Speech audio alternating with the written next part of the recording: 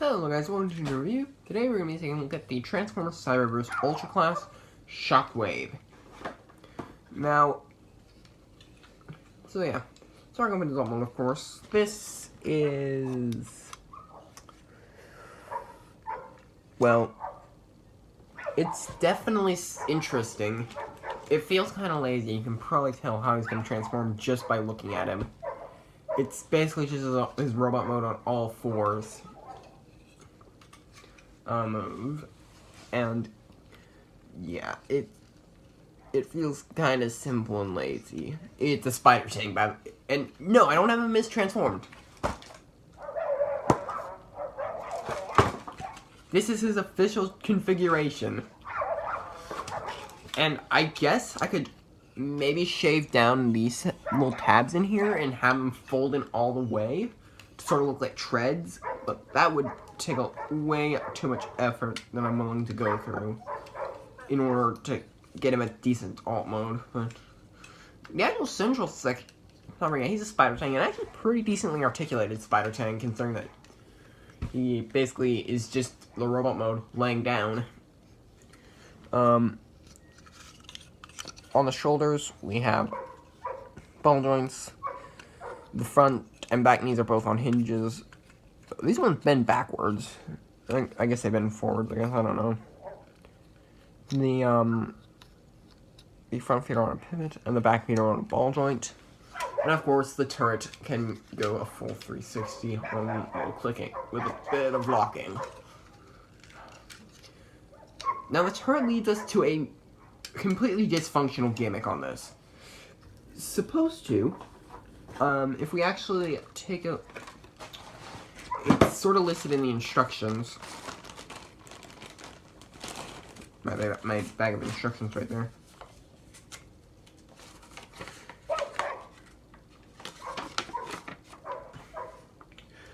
It's when you turn it, it's supposed to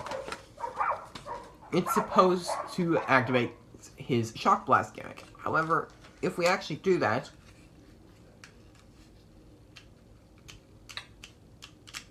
yeah, that doesn't work whatsoever. I tried holding it down.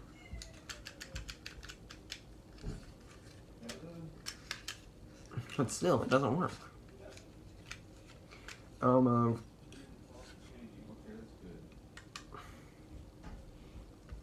inside of the torso right here is hollow, but that's required for transformation.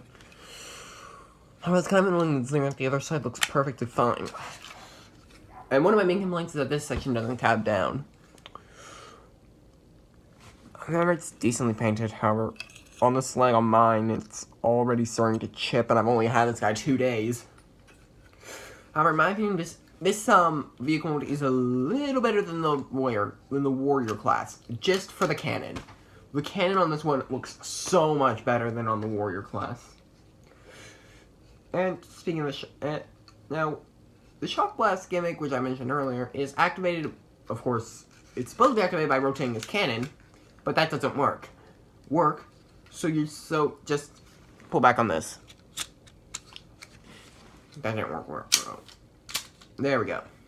Now, I showed this off in a recent video that was basically just me knocking down Rumble/Frenzy up there. This little guy. Oh yes, I finally have a shelf now that I can just reach up and grab a figure from if I need to.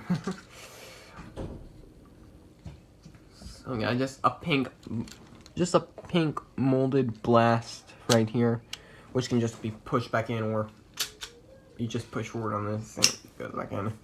It's an okay gimmick. It's a good gimmick. It's good for me, like, to mess around with.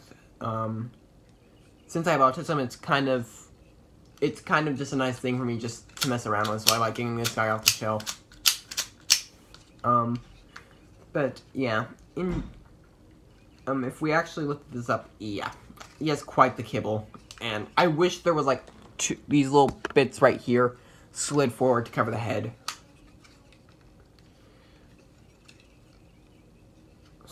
Yeah, I do like this little molded magazine right here, though. That's pretty cool. Transformation is pretty basic, but it's also really frustrating at some sections, especially going from robot to vehicle. Well, robot to spider tank. So, let's get into this.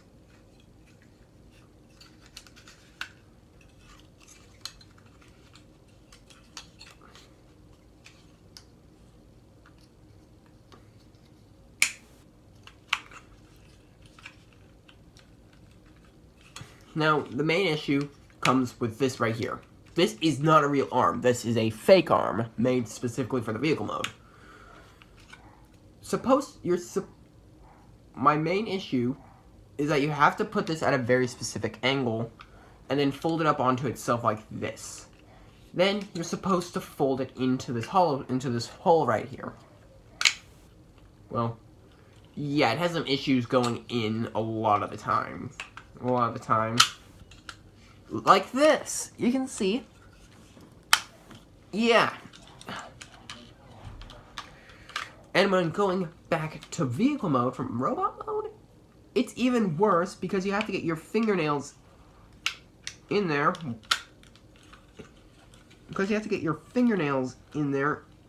In order to actually transform it properly, and it gets really, really annoying.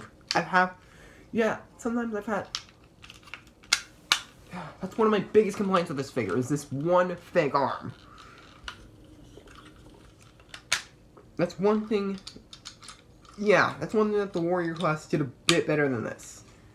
Is the fact that the cannon was just something that rested on his back and would fold out for the gimmick. With this, you have to very specifically fold in this arm right here.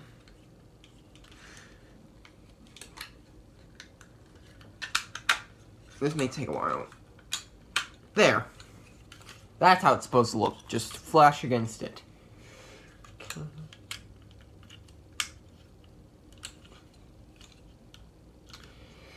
And there we have Cyberverse Ultra Class Shockwave in his robot mode. Now let me get into a bit of inconsistency. He has a movie Decepticon logo on his chest on the actual figure. However, on the box, right here, this is a standard Decepticon symbol. And even on the back of the box, that is a standard Decepticon symbol on his robot mode. Yeah. That's kind of weird.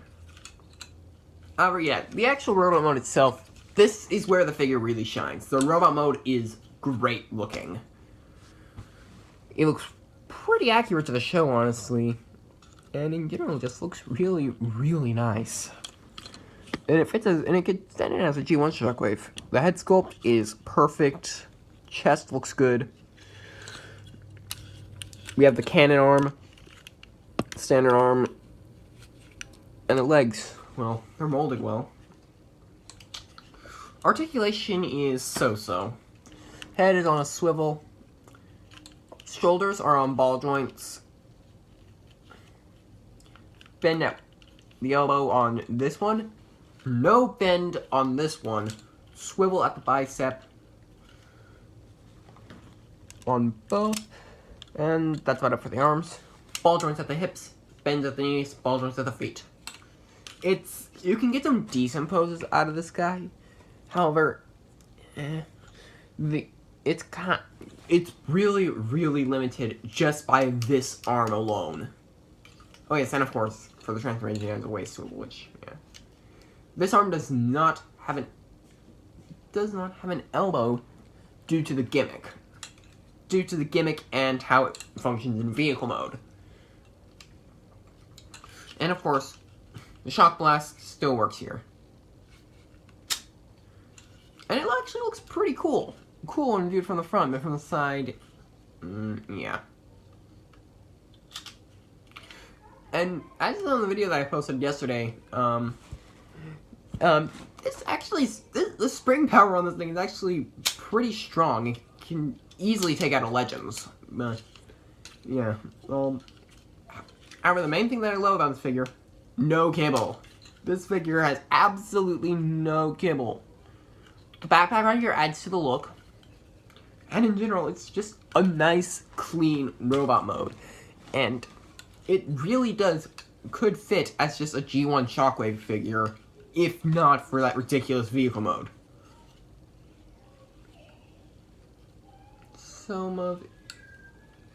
And of course, the paint detailing is pretty good. And yeah, now the chest section decides to tab down. Why couldn't they have implemented that in robot mode? Oh wait, it's because this is folded in. Yeah, that's why. Otherwise, it's actually quite loose. So yeah, that is my review of Transformers Cyberverse Ultra Class Shockwave. In general, it's not an awful figure. It's not an awful figure.